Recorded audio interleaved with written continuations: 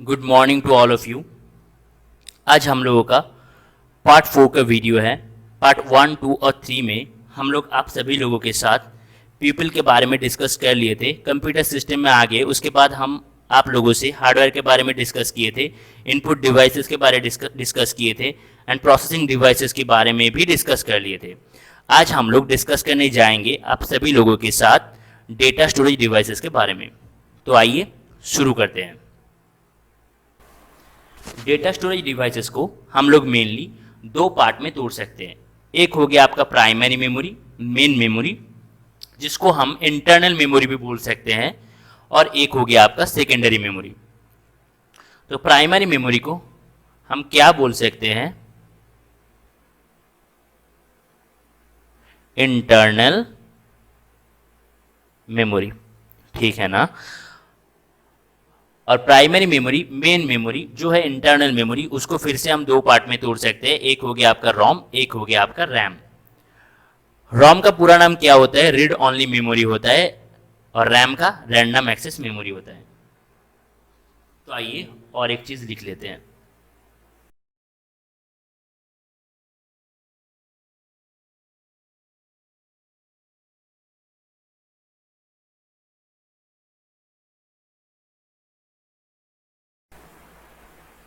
ठीक है, देखिए रोम आपका क्या होता है? नॉन वोलेटाइल मेमोरी होता है, और रैम क्या होता है? आपका वोलेटाइल मेमोरी होता है।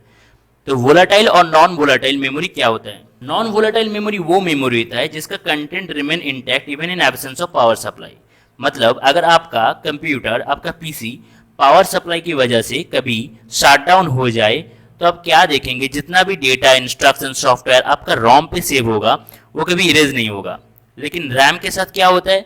जो भी कंटेंट, सॉफ्टवेयर आपका रैम पे रन होता है, और टेम्पोररी नेचर का सॉफ्टवेयर होता है, टेम्पोररी नेचर का जो आपका डेटा इन्फॉर्मेशन होता है, जो आपका रैम पे सेव होता है, वो क्या हो जाता है? आपका पीसी जब भी शट डाउन हो जाता है, फिर रैम पे जितना कंटेंट होता है वो इमीडिएट इरेज हो जाता है। इसीलिए रोम आपका नॉन वोलेटाइल मेमोरी है और रैम आपका वोलेटाइल मेमोरी है। ठीक है ना। तो आइए डिस्कस करते हैं प्राइमरी मेमोरी और मेन मेमोरी के बारे में। Primary memory, main memory, also known as internal memory. It is directly accessed by the processor using data bus. It is volatile or non-volatile in nature and being small in storage capacity. Hence, we user cannot store data on permanent basis. Primary memory is main memory and it is two types. मैंने पहले आपको बता दिया primary memory और main memory का दो types होता है। एक हो गया आपका रोम, जिसको बोलता है रैंडम एक्सेस मेमोरी, रैम को बोलता है, और रोम को बोलता है read only memory, RAM ROM. तो आइए एक बार डेफिनेशन को देख लेते हैं। हाइलाइटर ले लिए, जो की पॉइंट होगा वो हम आप सभी लोगों के साथ मार्क कर देंगे ताकि आप लोगों को एग्जाम में बिल्कुल भी दिक्कत ना आए। तो आ जाइए देखते हैं। देखिए, primary memory, main memory, it is also known as main memory और इंटरनल मेमोरी। इसको क्या बोलते हैं? प्राइमरी मेमोरी को मेन मेमोरी भी बोलता है और इंटरनल मेमोरी बोलता है। It is directly access by the processor using data bus. It directly access by processor. It is volatile and non volatile in nature. Non volatile कौन हो गया? आपका रोम हो गया नॉन वोलेटाइल, और रैम हो गया volatile in nature. And being small in storage capacity, इसका स्टोरेज कैपेसिटी उतना ज्यादा नहीं होता है। Hence we can not use it to store data on permanent basis, जो हमने आपको पहले डिस्कस कर लिया आप लोगों के साथ। आप यहाँ पर परमानेंट डेटा स्टोर नहीं कर सकते। Primary memory is mainly two types. एक हो गया आपका रैंडम एक्सेस मेमोरी, एक हो गया आपका रीड ओनली मेमोरी। ठीक, ये था आपका प्राइमरी मेमोरी और मेन मेमोरी का डेफिनेशन, जो हमने आप सभी लोगों के साथ बहुत ही अच्छे से डिस्कस कर लिए। अब हम मूव ऑन करेंगे रोम के बारे में। देखिए, यहाँ पर जो चीज आप लोगों को दिखाई दे रहा है, ये क्या है? ये रोम है। ये कहाँ पर लोकेट करता है? ये आपका सीपीयू के अंदर होता है। ये हो गया आपका रोम। एक बार इसका पूरा नाम लिख लेते हैं।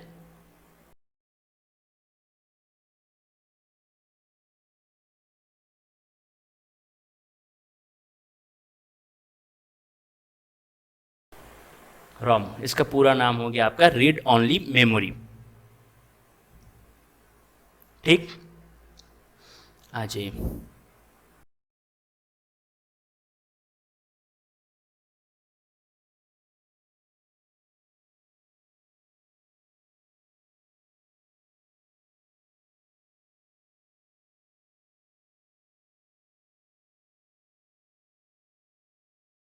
It is non volatile memory use in computer and other electronic device. मैंने पहले ही बता दिया कि रॉम में जो डेटा स्टोर होता है वो परमानेंट नेचर का होता है। अगर आपका पावर सप्लाई कभी भी इंटरप्ट हो गया तो जितना भी कंटेंट आपका रॉम पे सेव होता है वो रिमेन इंटैक्ट होता है, वो इरेज नहीं होता है, इसीलिए इसको बोलता है नॉन वोलेटाइल मेमोरी। ठीक है, तो आ जाइए नंबर 3 पॉइंट लिख लेते हैं। नहीं, मैं एक बार लिखा देता हूँ नॉन वोलेटाइल क्या होता है।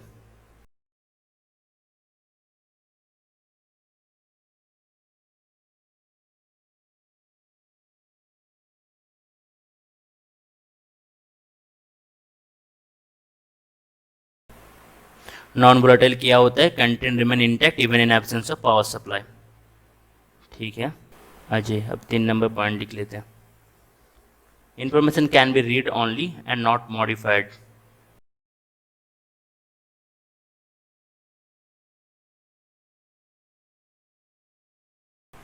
से इसका मतलब क्या हुआ? Information can be read only but can not modify. इस इमेज को देखिए, ये क्या है? मेरा लिनोवो का कंप्यूटर है। तो जब भी हम अपना मेरा जो कंप्यूटर होता है उसको जब भी स्टार्ट करते हैं तो पहले क्या लिखा हुआ आता है? लिनोवो आता है, ठीक है ना, और इंटेल भी साथ में आता है। अगर आपके पास डेल का लैपटॉप है तो क्या आएगा? डेल आएगा। एमआई का होगा तो एमआई आएगा, एप्पल का होगा तो एप्पल लिखा हुआ आएगा। ये जो लिनोवो, डेल, एप्पल लिखा हुआ आता है इसको हम रीड तो कर सकते हैं लेकिन हम अपने हिसाब से रीराइट नहीं कर सकते, चेंज नहीं कर सकते हैं। क्यों? क्योंकि ये मैन्युफैक्चरर ने आपका रॉम पे डाल दिया और रॉम पे आप रीराइट नहीं कर सकते, आप रीड कर सकते हैं। वही बात बताया गया है कि information can be read only but can not modify. यहाँ पर जो इन्फॉर्मेशन आपको दिख रहा है लिनोवो, डेल, एप्पल अपना अपना कंप्यूटर के हिसाब से वो आप रीड तो कर सकते हैं लेकिन मॉडिफाई नहीं कर सकते हैं। क्यों? क्योंकि मैन्युफैक्चरर ने इसको रॉम पे सेव किया है, इसी के कारण।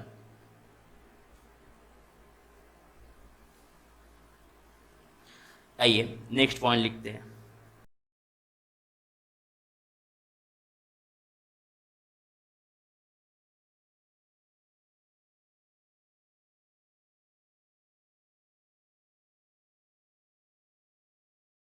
जो नॉन वोलेटाइल मेमोरी होता है, मतलब जो रॉम होता है, वो मार्केट में उतना ज़्यादा इसका प्राइस नहीं होता है, अब रिलेटिवली चीप प्राइस होता है इसका।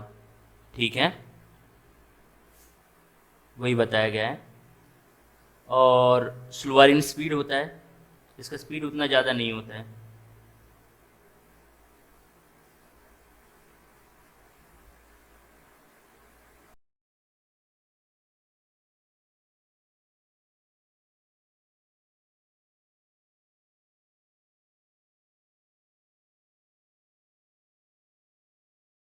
रॉम जनरली स्मॉल होता है और इसका कैपेसिटी उतना ज़्यादा नहीं होता है। मैंने पहले ही बोला कि प्राइमरी मेमोरी का कैपेसिटी उतना ज़्यादा नहीं होता है, रिलेटिवली छोटा सा होता है, और रॉम उसमें से और भी छोटा सा है। ठीक है ना, ये जनरली स्मॉल होता है और इसका कैपेसिटी भी उतना ज़्यादा नहीं होता है। इसका कैपेसिटी कितना होता है? तो आइए लिख लेते हैं। इसका कैपेसिटी होता है, याद रखना, 428 MB होता है। हाँ देखो कितना छोटा सा होता है, 4 to 8 MB होता है आपका रॉम का साइज। तो एक बार देख लेते हैं रॉम क्या होता है। ये रीड ओनली मेमोरी होता है, it is non volatile memory होता है, use in computer and other electronic device. Other electronic device आप रॉम आपका फ्रिज में होता है, आपका वॉशिंग मशीन में होता है, आपका माइक्रो ओवन में होता है, यहाँ पर भी रॉम होता है। और नॉन वोलेटाइल इन नेचर होता है, content remain intact even in absence of power supply, जो मैंने पहले ही आपके साथ डिस्कस कर ली। Information can be read only but not modified, जो हमने इस पिक्चर से आप लोगों को समझा दी लिनोवो का पिक्चर से। और नॉन वोलेटाइल मेमोरी चीप होता है पर यूनिट साइज, ठीक है ना, स्लोअर इन स्पीड होता है एंड जनरली स्मॉल होता है and it is low capacity. Capacity कितना होता है? 4 to 8 MB होता है। तो आ जाइए डेफिनेशन को रोम का एक बार देख लेते हैं। ये मैंने फीचर्स आपको लिखा दिया, आप देखेंगे इसका डेफिनेशन को, ये भी बहुत अच्छे से मैंने प्रिपेयर किया, आप देख लीजिए।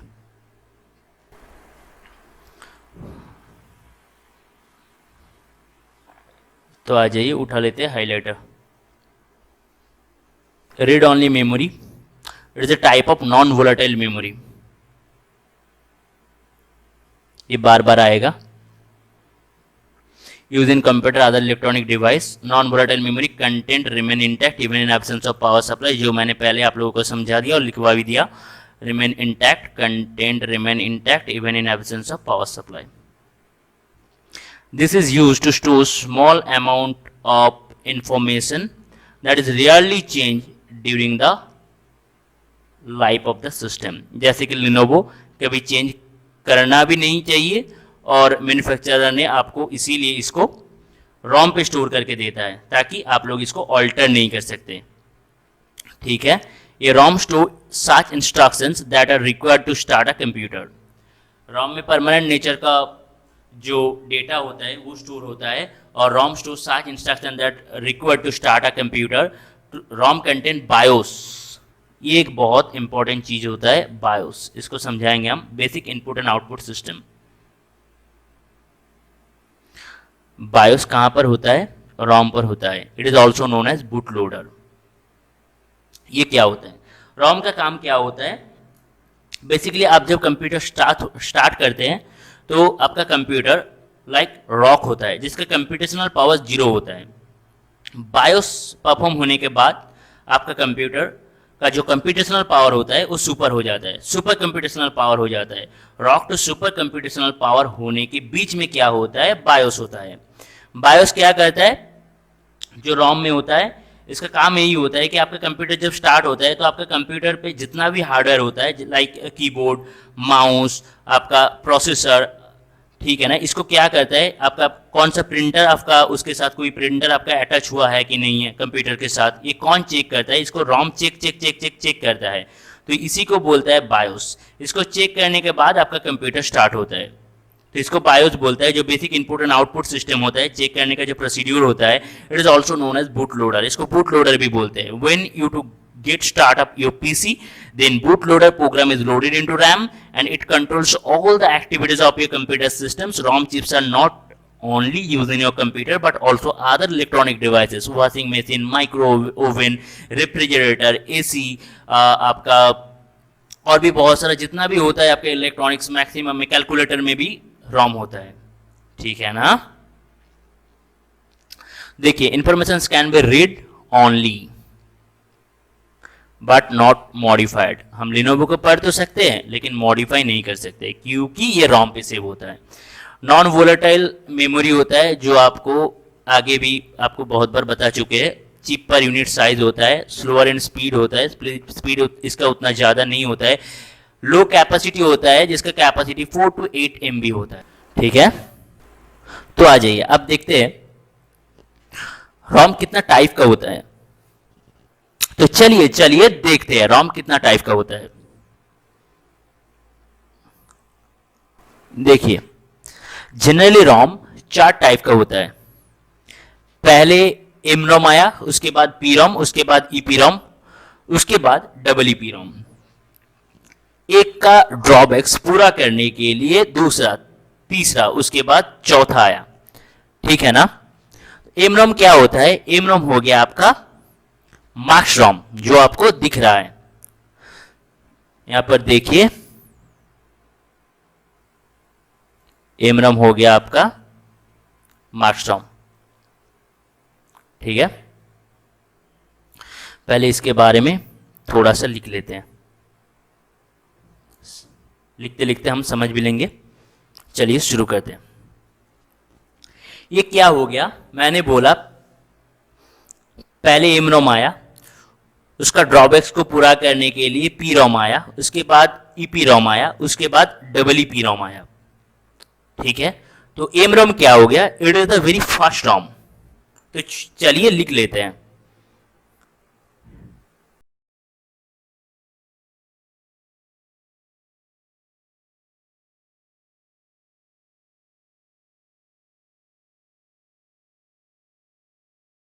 It is the very fast ROM which है inexpensive.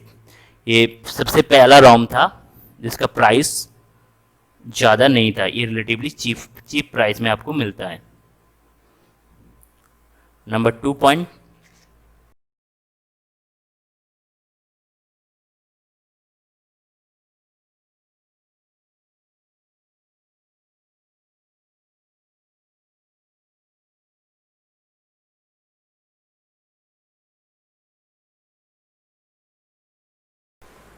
Okay, that contains a P program set of instruction and data.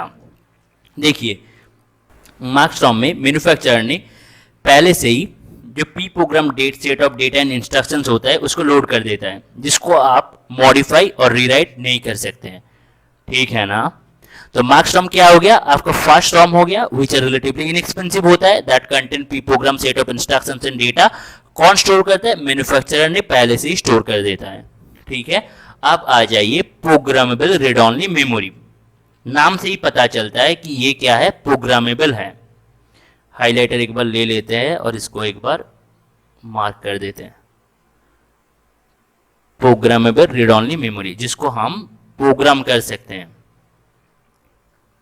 तो आइए इसका भी फीचर्स लिख लेते हैं। नंबर 1,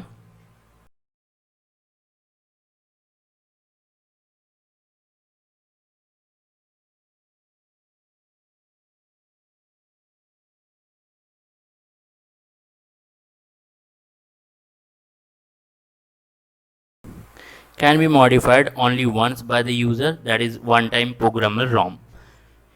इसमें क्या होता है? इसमें जो यूजर होता है वो ROM को अपने हिसाब से प्रोग्राम कर सकता है, लेकिन बार बार नहीं, एक ही बार प्रोग्राम कर सकता है। It can be program by a special device called PROM programmer. ठीक है ना? यूजर क्या करता है? मार्केट से एक ब्लैंक PROM खरीद कर लेकर आता है और यूजर अपने हिसाब से डिजायर कंटेंट, अपना जो डिजायर कंटेंट होता है यूजिंग PROM प्रोग्रामर, उसको प्रोग्राम कर सकते हैं। लेकिन एक बार अगर प्रोग्राम कर लिए फिर इसको आप रीप्रोग्राम, इरेज, मॉडिफाई नहीं कर सकते हैं। ठीक है ना? इसीलिए इसको बोलता है प्रोग्रामेबल रीड ओनली मेमोरी। ये वन टाइम प्रोग्रामेबल रॉम है। तो आइए एक बार उसका भी थोड़ा बहुत लिख लेते हैं point.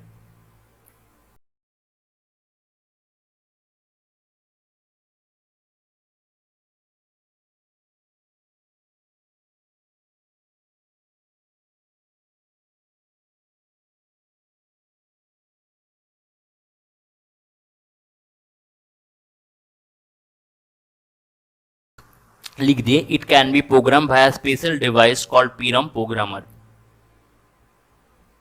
Number 3,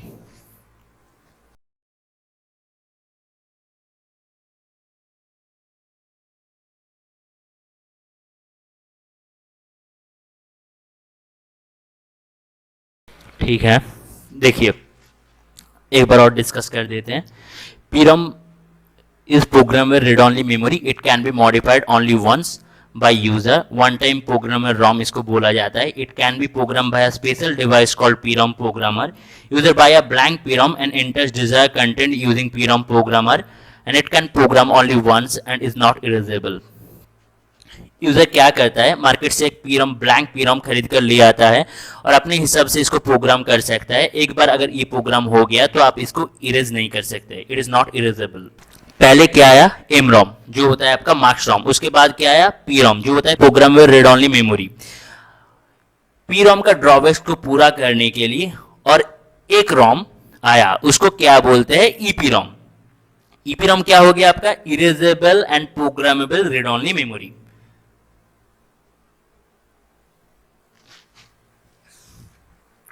erasable and programmable read only memory. एक क्या हो गया आपका? EPROM।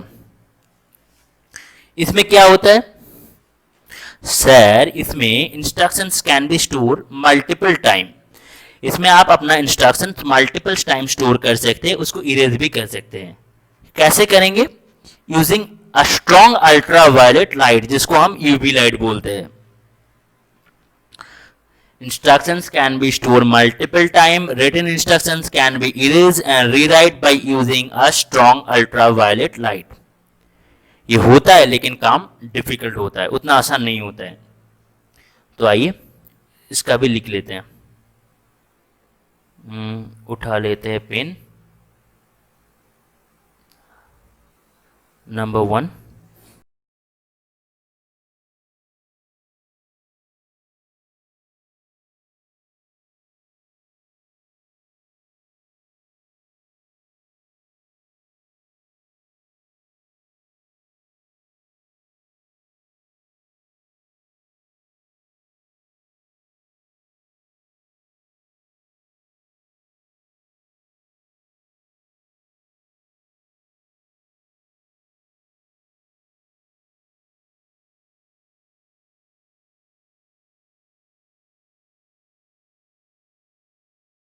Erasable and programmable read only memory में हम क्या देखें? Instructions can be stored multiple time. Instructions को हम मल्टीपल टाइम स्टोर कर सकते हैं। Rewritten instructions can be erase and rewrite. Written instructions can be erase and rewrite by using strong ultraviolet light. हम लोग जो इंस्ट्रक्शंस EPROM में हम क्या देखें? Instructions can be store multiple times. Written instructions can be erase and rewrite using strong ultraviolet light. यहाँ पर instructions हम मल्टीपल टाइम स्टोर कर सकते हैं और जो इंस्ट्रक्शंस हमने यहाँ पर लिखे हैं उसको इरेज भी कर सकते हैं और फिर से रीराइट भी कर सकते हैं bye using strong ultraviolet light, जो होता है लेकिन काम डिफिकल्ट होता है। तो आइए अब देख लेते हैं EEPROM के बारे में, जो हो गया आपका electrically erasable and programmable read only memory, जिसको हम EEPROM बोलते हैं। तो आ जाइए।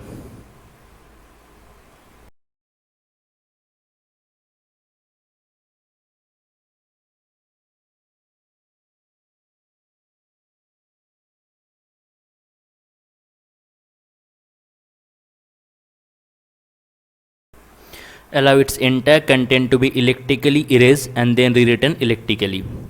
इसका जो entire content होता है EEPROM में, इसको हम इलेक्ट्रिकली इरेज भी कर सकते हैं और इलेक्ट्रिकली रीरिटन भी कर सकते हैं। राइट और इरेज दोनों कर सकते हैं इलेक्ट्रिकली। कितना बार कर सकते हैं इसको? इरेज और रीराइट और रीप्रोग्राम हम कितना बार कर सकते हैं? Approximate 10,000 times. It can be erased and reprogrammed about 10,000 times. एक हो गया इसका बहुत अच्छा फीचर्स, जिसको हम बहुत बार रीरिटन कर सकते हैं, इरेज भी कर सकते हैं, इलेक्ट्रिकली कर सकते हैं, जो अप्रोक्सीमेट 10,000 टाइम होता है। नंबर 3, टाइम कितना लगता है? 4 to 10 मिली सेकेंड्स। बहुत छोटा सा टाइम लगता है, 4 to 10 मिली सेकेंड टाइम लगता है। ठीक है, अब आ जाइए। Rather than erasing the entire chip we can erase 1 byte at a time, जो इसका बहुत अच्छा फीचर्स होता है। EEPROM में हम क्या कर सकते हैं? अगर मेरे को पूरा चिप को इरेज नहीं करना है तो हम 1 बाइट इरेज और रीप्रोग्राम कर सकते हैं। इसका एक हिस्सा हम इरेज और रीराइट कर सकते हैं, एंटायर चिप को इरेज ना करके, रीरिटन ना करके, रीप्रोग्राम ना करके हम उसका एक बाइट को इरेज रीप्रोग्राम कर सकते हैं। ये एक बहुत अच्छा फीचर्स है इसका। तो आइए लिख लेते हैं।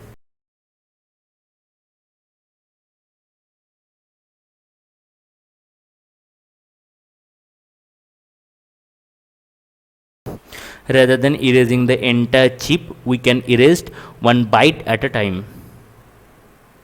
ठीक है। और एक बात, आपने सुना होगा फ्लैश मेमोरी के बारे में। ये भी एक स्पेशल टाइप ऑफ EEPROM है। ठीक है ना। फ्लैश मेमोरी भी एक स्पेशल टाइप ऑफ EEPROM है। तो आइए एक बार देख लेते हैं। पहले हम लोग डिस्कस किए एमरॉम के बारे में, जो होता है आपका masked ROM. It is very fast ROM which are inexpensive that contents a P program set of instructions and data. उसके बाद आया PROM, programmable read only memory. It can be modified only once by user, जिसको इसीलिए हम one time programmable ROM बोलते हैं। It can be program via special device called PROM programmer.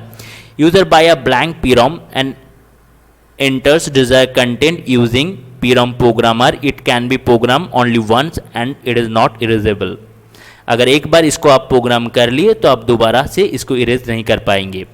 अब आ जाइए EEPROM के बारे में, सॉरी EPROM के बारे में। EPROM क्या हो गया आपका? Erasable and programmable read only memory, जिसमें इंस्ट्रक्शंस को आप मल्टीपल टाइम स्टोर कर सकते हैं। Written instructions can be erase and rewrite by using strong ultraviolet light, जो काम डिफिकल्ट होता है। इसके बाद आ गया आपका EEPROM, electrically erasable and programmable read only memory. It allow its entire content to be electrically erase and then rewritten electrically. इसका जो एंटायर कंटेंट है EEPROM जो चीफ है, इसका एंटायर कंटेंट आप इलेक्ट्रिकली इरेज कर सकते हैं और रीराइट भी कर सकते हैं। कितना बार कर सकते हैं? 10,000 टाइम्स कर सकते हैं। टाइम कितना लगता है? 4 to 10 मिली सेकेंड्स लगता है। Rather than erasing the entire chip we can erase 1 byte at a time. ये इसका बहुत अच्छा फीचर्स है जो मैंने पहले आप लोगों को बता दिया कि rather than erasing the entire chip we can erase 1 byte at a time. ठीक है,